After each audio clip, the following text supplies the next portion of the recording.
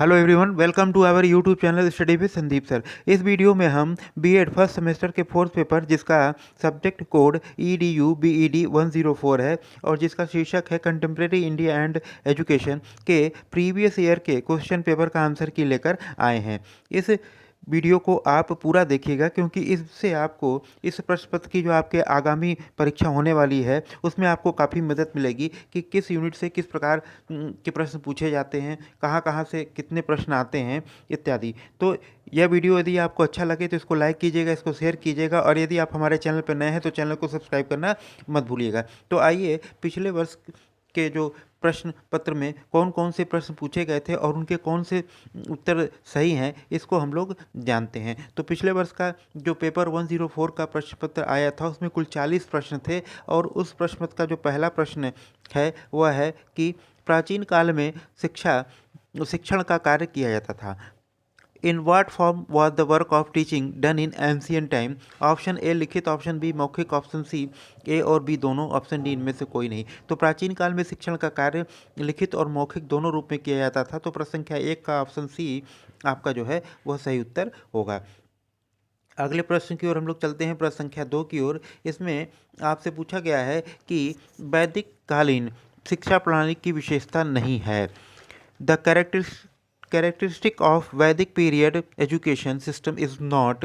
Option A दिया है कि उत्तम शिक्षण विधियों का विकास, ऑप्शन बी दिया है कि शिक्षा की मनोवैज्ञानिक संरचना, और ऑप्शन सी दिया है कि निःशुल्क शिक्षा, और ऑप्शन डी दिया है कि गुरु और शिष्य का अनुशासित जीवन।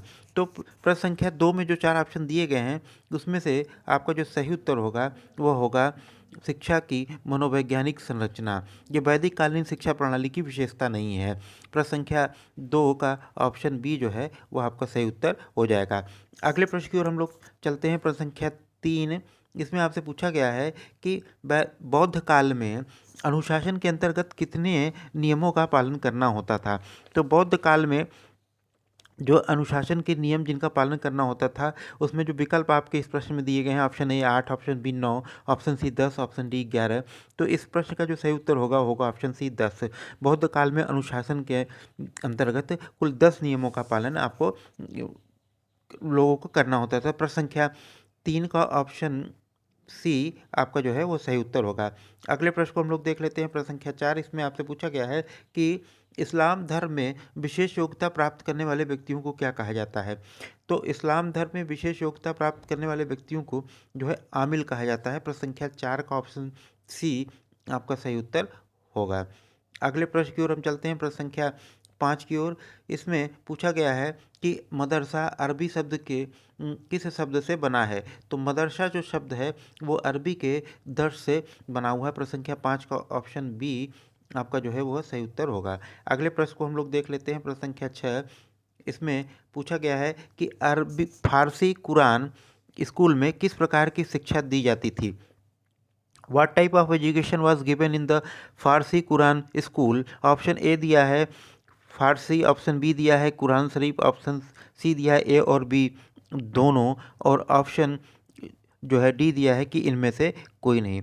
तो फारसी कुरान स्कूल में जो है फारसी और कुरान शरीफ दोनों की शिक्षा दी जाती थी। तो प्रश्न संख्या 6 का ऑप्शन सी जो है आपका सही उत्तर हो जाएगा। अगले प्रश्न को हम लोग देख लेते हैं, प्रश्न संख्या 7। इसमें पूछा गया है कि वुड के घोषणा पत्र में शिक्षा के संगठन को कितने स्तरों में विभाजित किया गया था। In Wood manifesto the organisation of education is divided into how many levels. तो जो वुड का घोषणा पत्र था उसमें शिक्षा का जो संगठन था उसको 4 भागों में बांटा गया था, विभाजित किया गया था। तो प्रश्न संख्या 7 का ऑप्शन सी जो है आपका सही उत्तर हो जाएगा। अगले प्रश्न की ओर हम लोग चलते हैं, प्रश्न संख्या 8। इसमें पूछा था कि वुड के घोषणा पत्र में जन शिक्षा के प्रसार के लिए क्या निर्णय लिया गया था। तो वुड का जो घोषणा पत्र था उसमें जन शिक्षा के प्रसार के लिए क्या निर्णय लिया गया था, इसके संबंध में जो 4 ऑप्शन आपके सामने है वो है ऑप्शन ए निस्यंदन सिद्धांत को निरस्त करना, the filtration principle should be replaced.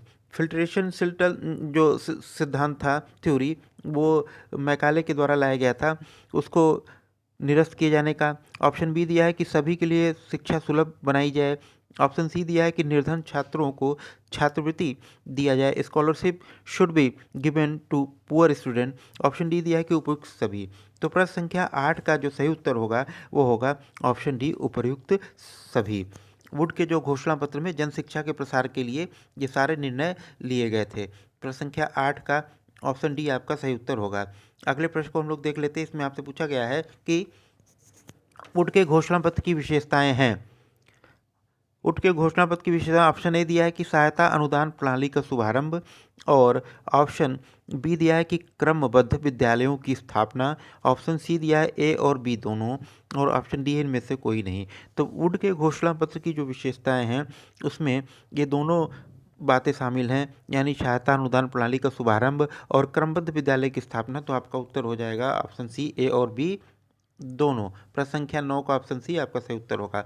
अगले प्रश्न की ओर हम लोग चलते हैं। प्रश्न संख्या 10 की ओर। इसमें आपसे पूछा गया है कि राष्ट्रीय शिक्षा आंदोलन के मुख्य अंग थे।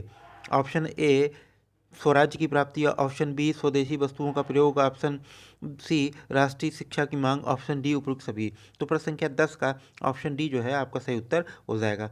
प्रश्न संख्या 11 को हम लोग देख लेते हैं। इसमें आपसे पूछा गया है कि राष्ट्रीय शिक्षा संस्थान की स्थापना सर्वप्रथम कहाँ की गई थी।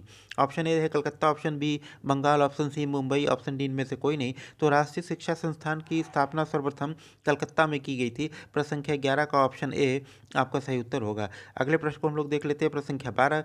इसमें आपसे पूछा गया है कि 1813 के आज्ञा पत्र में मैकाले ने क्या सुझाव दिया था।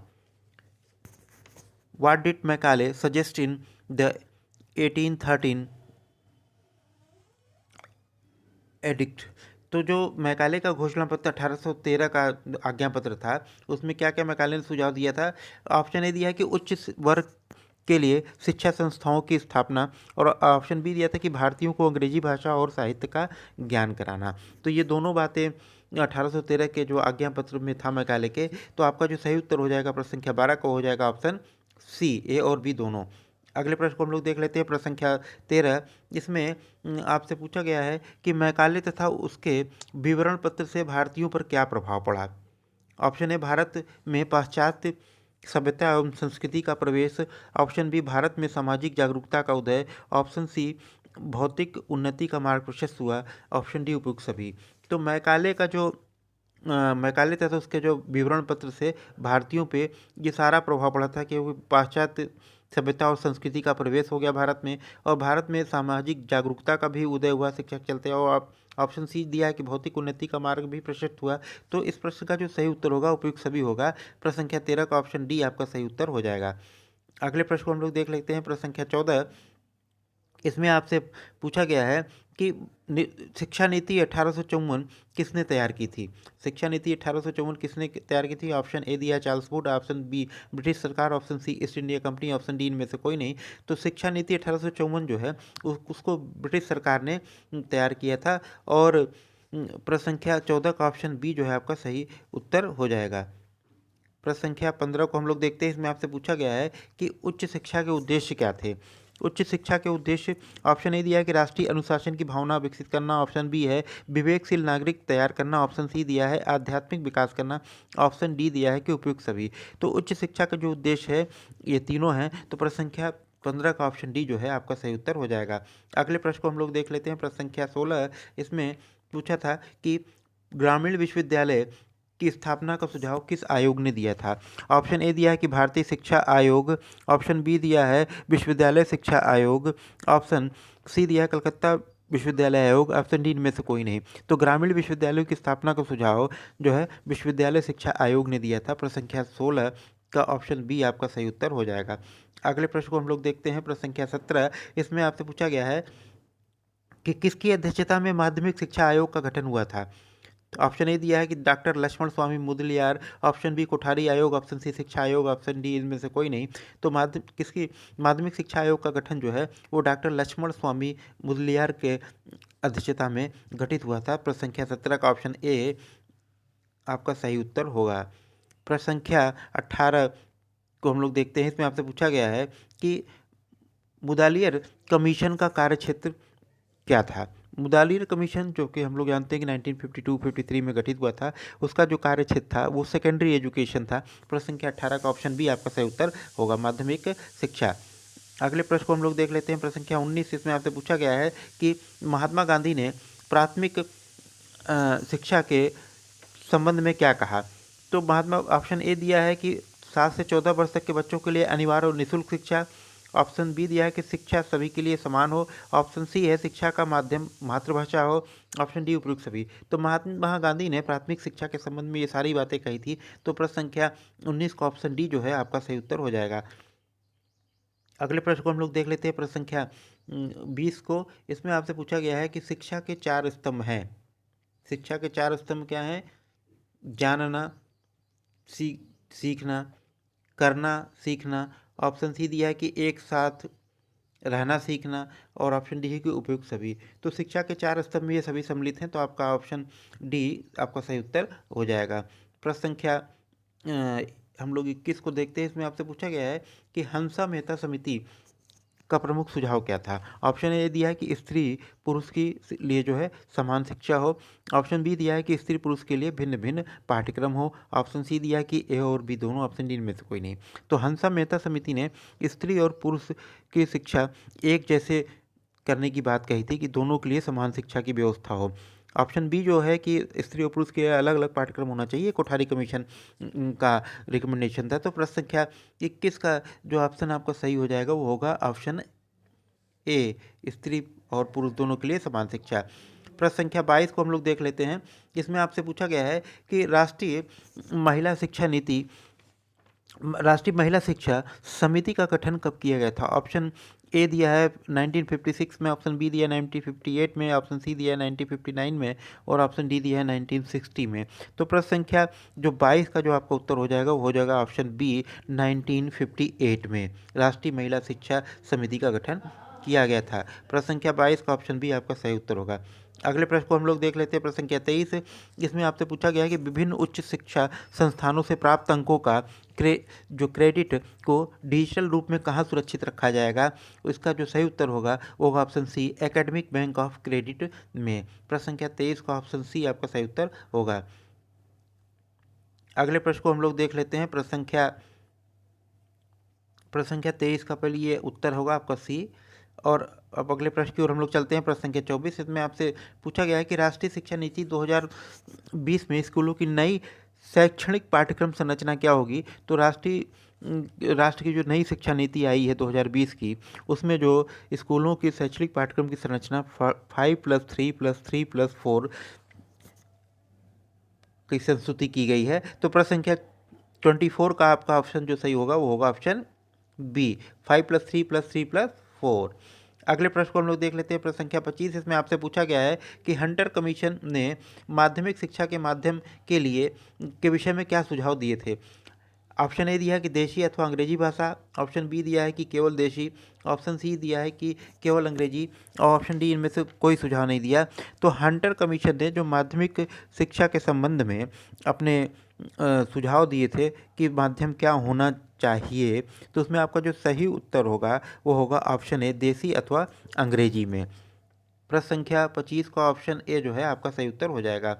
अगले प्रश्न को हम लोग देखते हैं, प्रश्न संख्या 26। इसमें आपसे पूछा गया है कि भारतीय शिक्षा आयोग का गठन कब हुआ था। तो भारतीय शिक्षा आयोग का गठन ऑप्शन ए दिया है 1854 में, ऑप्शन बी दिया है 1857 में, ऑप्शन सी दिया है 1882 में, ऑप्शन डी दिया है 1885 में।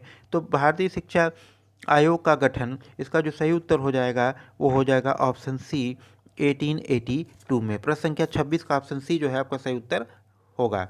अगले प्रश्न को हम लोग देखते हैं, प्रश्न संख्या 27 में, जिसमें आपसे पूछा गया है कि वुड के घोषणा पत्र में कितने अनुच्छेद का अभिलेख है। तो जो वुड का डिस्पैच है, how many article are recorded in Wood dispatch, इसमें कुल 100 आर्टिकल हैं। तो प्रश्न संख्या 27 का ऑप्शन बी जो है आपका सही उत्तर हो जाएगा। अगले प्रश्न की ओर हम लोग चलते हैं, प्रश्न संख्या 28। इसमें पूछा गया था कि वर्धा शिक्षा सम्मेलन को किस नाम से हम लोग जानते हैं। तो वर्धा शिक्षा जो का जो सम्मेलन हुआ था उसको हम लोग अखिल भारतीय राष्ट्रीय शिक्षा सम्मेलन के नाम से भी जानते हैं। तो प्रश्न संख्या जो 28 है उसका ऑप्शन ए आपका सही उत्तर हो जाएगा। अगले प्रश्न को हम लोग देख लेते हैं, प्रश्न संख्या 29। इसमें आपसे इससे जो पूछा गया था कि राष्ट्रीय शिक्षा नीति 1986 में प्राथमिक शिक्षा कक्षा 1 से 5 को कब तक सर्वसुलभ बनाने की घोषणा की गई थी। तो जो राष्ट्रीय शिक्षा नीति 1986 में था उसमें प्राथमिक शिक्षा को 1990 तक जो है सर्वसुलभ बनाने की बात की गई थी, घोषणा उसमें की गई थी। प्रश्न संख्या 29 का ऑप्शन ए जो है आपका सही उत्तर हो जाएगा। अगले प्रश्न की ओर हम लोग चलते हैं, प्रश्न संख्या 30 को देखते हैं। इसमें आपसे पूछा गया कि भारत सरकार अधिनियम 1935 किस सन में लागू हुआ। तो in which year the Government of India Act 1935 was implemented. तो इस प्रश्न का जो सही उत्तर होगा 1937 में। प्रश्न संख्या 30 का ऑप्शन सी आपका सही उत्तर है। अगले प्रश्न की ओर हम लोग चलते हैं, प्रश्न संख्या 31। जिसमें पूछा गया था कि विश्वविद्यालय अनुदान आयोग की स्थापना कब की गई थी। ऑप्शन ए दिया है 1948 में, ऑप्शन बी दिया है 1949 में, ऑप्शन सी दिया 1954 में और ऑप्शन डी दिया है 1966 में। तो इस प्रश्न में जो 4 ऑप्शन दिए गए उसमें से कोई भी ऑप्शन सही नहीं है, क्योंकि विश्वविद्यालय अनुदान यानी यूजीसी का जो गठन था वो स्थापना उसकी जो है दिसंबर 1953 में की गई थी और यहाँ ये ऑप्शन में दिया ही नहीं गया है। तो इसके निकट का जो ऑप्शन है उसको हम लोग सही मान लेते हैं। प्रश्न संख्या 31 का ऑप्शन सी 1954 में। वैसे यूजीसी की स्थापना 28 दिसंबर 1953 में की गई थी। प्रश्न संख्या 31 का ऑप्शन सी जो है वो आपका सही उत्तर होगा। अगले प्रश्न की ओर हम लोग चलते हैं, प्रश्न संख्या 32 की ओर देखते हैं। इसमें पूछा गया था कि राधा कृष्ण आयोग ने मुख्य रूप से किसके संबंध में जो है सुझाव दिया था। तो जो राधा कृष्ण आयोग 1948 में जो गठित हुआ था उसने मुख्य रूप से उच्च शिक्षा के संबंध में अपने सुझाव पेश किए थे। तो प्रश्न संख्या 32 का ऑप्शन सी आपका सही उत्तर होगा। अगले प्रश्न को हम लोग देख लेते हैं। इसमें आपसे पूछा गया है कि भारत में राष्ट्रीय एकता की शिक्षा के लिए कौन कौन से साधन है। ऑप्शन ए है प्रौढ़ शिक्षा, ऑप्शन बी जनसंख्या, ऑप्शन सी जनसंचार, ऑप्शन सी दिया है कि स्वैच्छिक संस्थाएं, ऑप्शन डी उपरोक्त में से सभी। तो भारत में राष्ट्रीय एकता के लिए शिक्षा के जो साधन है वो प्रौढ़ शिक्षा भी है, जनसंचार भी है और स्वैच्छिक संस्थाएं भी हैं, यानी वॉलेंट्री ऑर्गेनाइजेशन भी हैं, मास कम्युनिकेशन भी है, एडल्ट एजुकेशन भी है। तो इस प्रश्न का जो सही उत्तर होगा वो होगा ऑप्शन डी उपरोक्त सभी। अगले प्रश्न को हम लोग देख लेते हैं, प्रश्न संख्या 34। इसमें पूछा गया था कि किस अनुच्छेद में कहा गया है कि किसी भी नागरिक को वंश, धर्म, जाति, भाषा के आधार पर कोई प्रतिबंध नहीं होगा। Article 25, article 29, article 30, article 33। इसमें जो है आपका जो प्रश्न पूछा गया है वो एकदम स्पष्ट नहीं है। इसमें ये पूछा तो आर्टिकल 15 में कहा गया है कि धर्म, जाति, मूल वंश, भाषा के आधार पर कोई भेदभाव नहीं किया जाएगा। और आर्टिकल 29 है उसमें कहा गया है कि राज्य जो है सरकारी और सहायता प्राप्त शिक्षा संस्थानों में किसी भी व्यक्ति को जो है वंश, धर्म, जाति, भाषा के आधार पर प्रवेश से वंचित नहीं करेगा। तो यहाँ कोई न तो आर्टिकल 15 दिया है तो और आर्टिकल 29 दिया है, लेकिन जो सेंटेंस उसको पूरा सही से नहीं लिखा हुआ। तो इसका जो अगर हम मानते हैं कि इस आधारों पर किसी को प्रवेश से वंचित नहीं किया जाएगा तो सही उत्तर होगा 34 का, वो होगा ऑप्शन बी आर्टिकल 29, जिसमें आपको इन आधारों पे जो है किसी भी व्यक्ति को शिक्षण संस्थाओं में प्रवेश से वंचित नहीं किया जाएगा। तो प्रश्न संख्या 34 का ऑप्शन बी आपका सही उत्तर होगा। अगले प्रश्न को हम लोग देख लेते हैं। इसमें आपसे पूछा गया है कि प्रजातंत्र में शिक्षा के उद्देश्य क्या हैं। तो प्रजातंत्र यानी डेमोक्रेसी में the aim of education in a democracy are प्रजातांत्रिक मूल्यों का विकास करना। ऑप्शन बी दिया है कि सामाजिक दृष्टिकोण का विकास करना। प्रजातंत्र में शिक्षा के ये दोनों उद्देश्य हैं, तो आपका जो सही उत्तर होगा वो होगा ऑप्शन सी, ए और बी दोनों। अगले प्रश्न को हम लोग देख लेते हैं, प्रश्न संख्या 36। इसमें आपसे पूछा गया है कि एसएनडीटी की स्थापना किसने की थी। ऑप्शन ए दिया है कि महर्षि डॉक्टर घोड़ो Keshav Karve, option B Indira Gandhi, option C Annie Besant में से कोई नहीं। तो इस प्रश्न का जो सही उत्तर होगा कि एसएनडीटी की स्थापना महर्षि डॉक्टर घोड़ो केशव कर्वे के द्वारा की गई थी। प्रश्न संख्या 36 का ऑप्शन ए जो है आपका सही उत्तर है। अगले प्रश्न को हम लोग देख लेते हैं, प्रश्न संख्या 37 में आपसे पूछा गया है कि वैदिक काल में शिक्षा का मुख्य उद्देश्य क्या था। वैदिक काल में जो शिक्षा का मुख्य उद्देश्य क्या था वो था व्यक्ति के आध्यात्मिक विकास करना। तो प्रश्न संख्या 37 का ऑप्शन सी आपका सही उत्तर हो जाएगा, वो आध्यात्मिक विकास करना। इस जो है प्रश्न संख्या 38 को हम लोग देख लेते हैं। इसमें आपसे पूछा गया है कि बौद्ध काल में बालक को शिक्षा ग्रहण करने के लिए कौन सा संस्कार करना होता था, यानी बौद्ध काल में जब शिक्षा प्रारंभ होती थी तो बालक में कौन सा संस्कार किया जाता था। तो प्रश्न संख्या 38 का ऑप्शन ए जो है आपका सही उत्तर होगा, पवज्जा संस्कार। ये जो संस्कार है वो बौद्ध काल में बालक को शिक्षा ग्रहण करने के लिए कराया जाता था। प्रश्न संख्या 38 का ऑप्शन ए आपका सही उत्तर होगा। प्रश्न संख्या 39 को हम लोग देख लेते हैं। इसमें आपसे पूछा गया है कि बौद्ध काल में शिक्षक को क्या कहा जाता था। तो बौद्ध काल में शिक्षक को उपाध्याय कहा जाता था, जबकि वैदिक काल में तो हमारे गुरु हुआ करते थे। तो प्रश्न संख्या 39 का ऑप्शन बी आपका सही उत्तर हो जाएगा। अब अगले प्रश्न की ओर हम चलते हैं, प्रश्न संख्या 40 जो इस प्रश्न पत्र का अंतिम प्रश्न है। इसमें आपसे पूछा गया है कि बौद्ध शिक्षा प्रणाली में प्राथमिक शिक्षा में प्रवेश के लिए कितने अक्षरों का ज्ञान कराया जाता था। ऑप्शन ए दिया है 49, ऑप्शन बी दिया है 39, ऑप्शन सी दिया है 28, ऑप्शन डी 42। तो इस प्रश्न का जो सही उत्तर होगा वह है 49, 49 जो है अक्षरों का ज्ञान कराया जाता था प्राथमिक शिक्षा में प्रवेश के लिए बौद्ध शिक्षा प्रणाली में। तो प्रश्न संख्या 40 का ऑप्शन ए आपका सही उत्तर होगा। तो इस प्रकार जो इस प्रश्न पत्र में जो पिछले वर्ष का पेपर 104 का प्रश्न पत्र आया था उसमें कुल 40 जो प्रश्न पूछे गए थे उन सभी प्रश्नों के उत्तर जो है आपको प्राप्त हो गए हैं।